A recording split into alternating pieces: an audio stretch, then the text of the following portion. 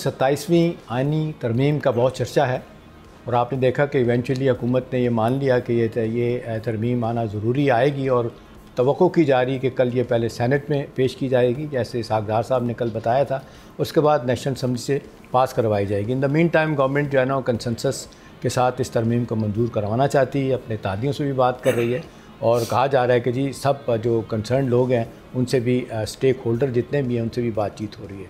ये इसकी क्यों ज़रूरत महसूस हुई, ये इसके क्या फ़ायदे हो सकते हैं, हुकूमत क्यों इस तरमीम को लाना चाहती है, इस पर हम बात करेंगे। मेरे साथ मौजूद हैं जनाब राजा खालिद साहब, कानूनी माहिर हैं, आप हुकूमत पाकिस्तान के लॉ अफसर भी रहे हैं, डिप्टी अटॉर्नी जनरल भी रहे हैं, उनसे बात करते हैं। जी राजा साहब, वेलकम करता हूँ आपको। आपको क्या लगता है कि इसकी क्या ज़रूरत क्या हुकूमत को महसूस हुई स्टेज पे? जी देखिए शाम साहब, मेरी तो पिछले साल भी यही राय थी जब ये 26वीं आइनी तरमीम करने जा रहे थे, तो मेरा ज़ाती ख्याल ये था और मैंने बहुत सारे चैनल्स पे अपने जो व्यूज़ हैं उन्हें एक्सप्रेस किया कि ये कॉन्स्टिट्यूशनल बेंच नहीं होना चाहिए बल्कि कॉन्स्टिट्यूशनल कोर्ट होनी चाहिए। बुनियादी तौर पर तो कोर्ट ही बन रही थी, बाद में मुखालफत की गई। जी मुखालफत और अनफॉर्चुनेटली जो हमारे पॉलिटिकल लीडर्स हैं, इस तरह देखिए ना आइन जो है वो बिल्कुल बाजीचा अतफाल बन जाता है। आप एक ही दफ़ा कम्प्रीहेंसिव किस्म की अमेंडमेंट कर लें और आपको ये सोचना चाहिए कि कॉन्स्टिट्यूशनल कोर्ट के लिए क्या कॉम्प्लिकेशंस हैं।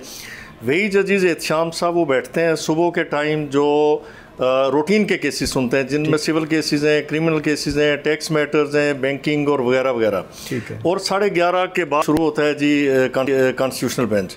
ठीक। अच्छा, वो इतना टाइम लगा जाते हैं कि बाज़ औक़ात ये होता है कि ये जो उनके बाकी रूटीन के केसेस हैं, जो जनरल पब्लिक से मुतल्लिक़ा केसेस हैं, वो रह जाते हैं, वो सफ़र करते हैं। आप जल्दी जजमेंट्स नहीं लिखवा सकते। और ये सूबाई आइनी कोर्ट्स भी बनेंगी भी जी, सूबाई आइनी कोर्ट्स भी, क्योंकि सूबों में भी कॉन्स्टिट्यूशनल बेंचेस बनाए गए हैं। ठीक है।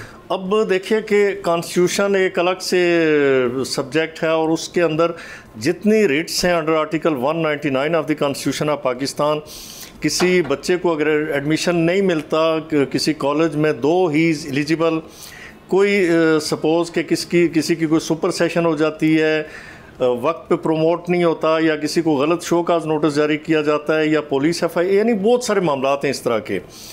तो छोटे छोटे मैटर्स भी वो कॉन्स्टिट्यूशनल कोर्ट में जाते हैं, तो फिर बाकी काम सफ़र कर रहा होता है।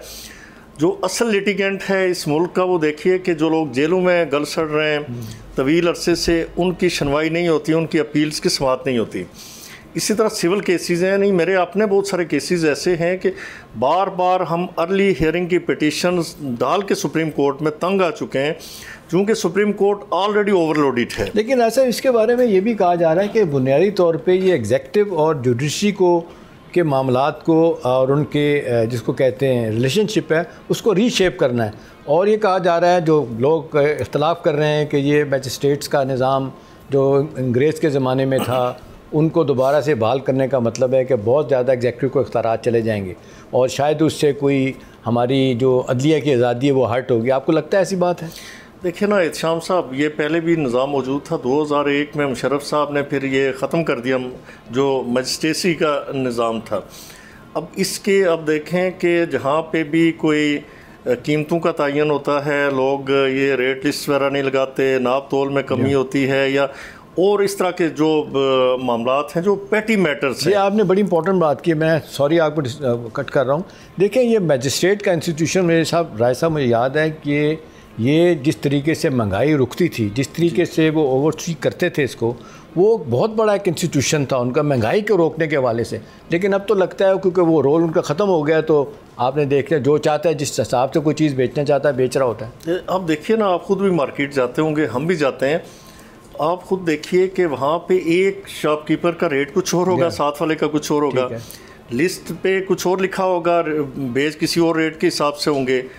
तो इस तरह बहुत सारे यानी प्रॉब्लम्स हैं जो बार बार इसका रोना रोया जाता है ना जी कि ठीक है हुकूमत बाकी काम तो हो रहे हैं लेकिन महंगाई में कमी वाकई नहीं ला सकी। ठीक है, कुछ मसनूई महंगाई है जो इन लोगों ने की हुई है। पेट्रोल सस्ता होता है या डीजल सस्ता होता है, उस हिसाब से वो नीचे नहीं लाते उनके रेट से। नहीं, एक दफ़ा रेट ऊपर चला गया उसे फिर वो नीचे नहीं लाते। तो वो ये जो हमारा एक छापों का निज़ाम था, फाइन्स का निज़ाम था या कोई डर ख़तरा था, कोई चेक एंड बैलेंस था, वो ख़त्म हो चुका था। ये तो मेरा ख्याल है बहुत अच्छा पॉइंट आपने एक्सप्लेन किया राय साहब। अब ये जो बार बार बात आ रही है कि इस आइनी तरमीम में ये जो 18वीं तरमीम है उसको अंडू किया जाएगा या उसमें ज़्यादा तब्दीलियाँ आएंगी, और फिर ये कि NFC अवार्ड जो है 2010 का 7वां अवार्ड उसको भी देखा जाएगा कि उसको सामने रखते हुए कि रिसोर्स मोबालाइजेशन वो जो एक फार्मूला बनाएगा तो उससे 57.5% शेयर जो है ना उनको चला जाता है सूबों को, और नतीजतन वो ना तो डेट को कम करने में कोई अपना पैसा देते हैं ना दिफा में देते हैं। डेवलपमेंट बजट हुकूमत देती है उनको, फिर ये और तो और ये बेनज़ीर इनकम सपोर्ट प्रोग्राम 800 अरब का प्रोग्राम है, ये जनाब पीपल्स पार्टी वाले जो ना अपने पास से नहीं देते, वो भी फेडरल गवर्नमेंट को करना पड़ता है। तो आपको क्या लगता है कि ये जो रिव्यू करना, रिविज़िट करना ये NFC अवार्ड को और 18वीं तरमीम को बड़ा ज़रूरी हो गया? जी एहतशाम साहब, मेरे ख्याल में चूँकि एक तो आबादी जिस रेशो से आपकी बढ़ रही है, आपका ये है कि आप आबादी के तनासब से ही फिर आप उनको रिसोर्सेज या उनको फंड्स मुहैया करेंगे। ठीक। अब ये मेरे ख्याल में ये अख्तियार मरकज़ के पास होना चाहिए था। 18वीं तरमीम यानी हम कुछ काम उजलत में कर जाते हैं, जिसका आपने बिल्कुल दुरुस्त फरमाया कि बजाय इसके कि फ़ेडरल गवर्नमेंट को किसी मरहले पे वो असिस्ट करें, फ़ेडरल गवर्नमेंट बहुत सारा कुछ उधर लगाती है, रिटर्न कुछ नहीं होता, जिसके नतीजे में आपका दफाई बजट और जो ज़रूरी मामलात हैं जो मरकज़ की सतह पे होने चाहिए वो नहीं हो सकते। तो लिहाजा इसे रिविज़िट करना भी ज़रूरी है, और इसके साथ साथ जो एजुकेशन है, ये एजुकेशन और population welfare program, population welfare. अब एजुकेशन के हवाले से मेरी राय ये है कि एक यूनिफॉर्मिटी होनी चाहिए मुल्क के अंदर, एक निसाब होना चाहिए। ये नहीं कि सूबे अलग से निसाब पढ़ा रहे हों। और फिर वहाँ पे दिलचस्प बात यह है कि बाज़ जगहों पे ऐसे हुआ, यानी मैंने देखा आज़ाद कश्मीर के अंदर कि यही 18वीं तरमीम के बाद लोगों ने वहाँ पे ये कर दिया कि लोकल वो अपना मरतब करदा निसाब उन्होंने पढ़ाना शुरू कर दिया। वैसे by the way literacy rate Azad Kashmir का सबसे ज़्यादा है। जी सबसे ज़्यादा है, मेरे ख्याल 90% के जी वो लिटरेसी रेट तो बड़ा अच्छा है उनका। लेकिन उससे ये हुआ कि तालीम गिरावट का शिकार हुई, तनज़ली का शिकार हुई, यानी वो क्वालिटी नहीं रही कि आप जब लोकल पब्लिशर्स हैं या लोकल जो आपके मुसन्निफ़ीन हैं उनकी किताबें, यानी ऐसी किताबें सामने आएँ कि जिन्होंने ज़िंदगी में एक आर्टिकल नहीं लिखा, वो किताब के आथर बन गए, वो किताब निसाब में शामिल कर ली गई। तो फिर वो सुप्रीम कोर्ट आज़ाद कश्मीर ने एक फ़ैसला दिया कि आप जो फेडरल गवर्नमेंट का निसाब है, जो फेडरल लेवल पे निसाब पढ़ाया जाता है वो पढ़ाएं। और वो भी इम्प्लीमेंट नहीं हुआ तो कंटेम्प्ट की पिटीशन फाइल करनी पड़ी, और मुझे उन्होंने कौंसिल इंगेज किया, हमने जाके उस पर अमल दरामद करवाया। यानी एक मिसाल देता हूँ, इस तरह बाकी सूबों में भी होता है कि आप यकसानियत अख्तियार करें, यूनिफॉर्मिटी होनी चाहिए, एक तरह का निसाब पढ़ाया जाए, और उस निसाब में बहरहाल पाकिस्तानियत झलकनी आनी चाहिए। राय साहब एक और इस हवाले से, इस तरमीम के हवाले से कि 243 आर्टिकल उसमें कहते हैं कुछ तब्दीलियाँ आएंगी, उसको आप कैसे देखते हैं? मैं अपना जो एहतशाम साहब जो इस वक्त 243 है आर्टिकल, उसका जो पहला पोर्शन है ना वो विद रिगार्ड टू है प्रेसिडेंट जो सुप्रीम कमांडर है आर्म फोर्सेस का, ठीक है, ये है।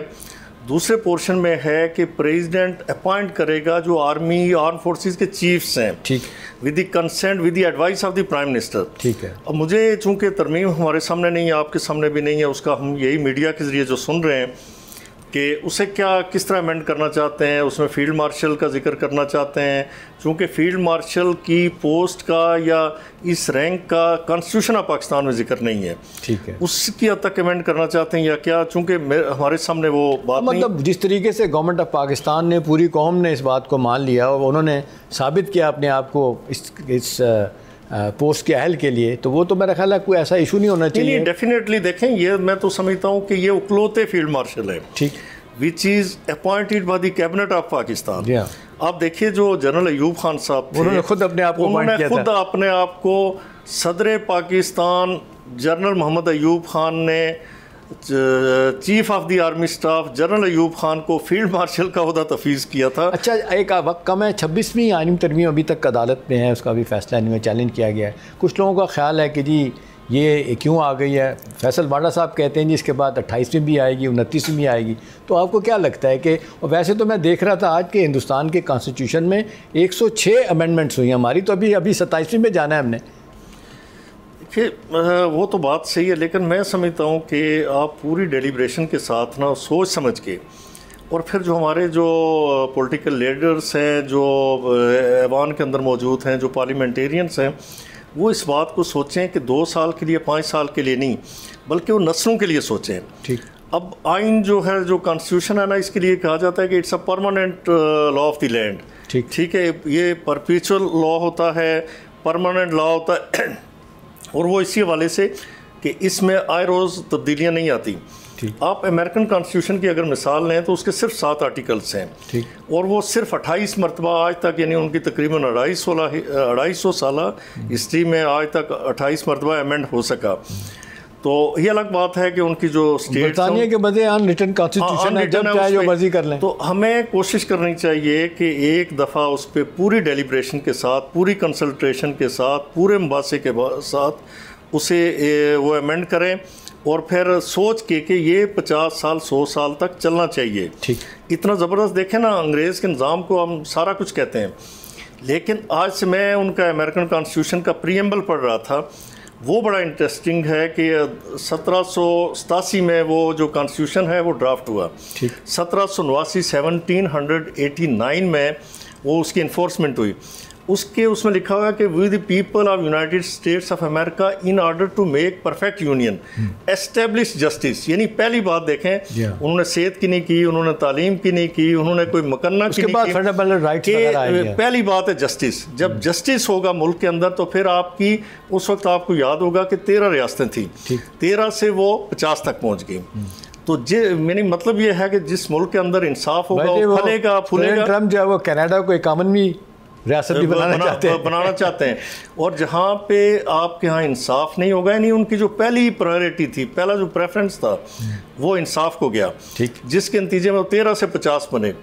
तो लेकिन जहाँ पे इंसाफ नहीं हुआ तो रियासतें सुकड़ती चली गई, टूटती चली गई।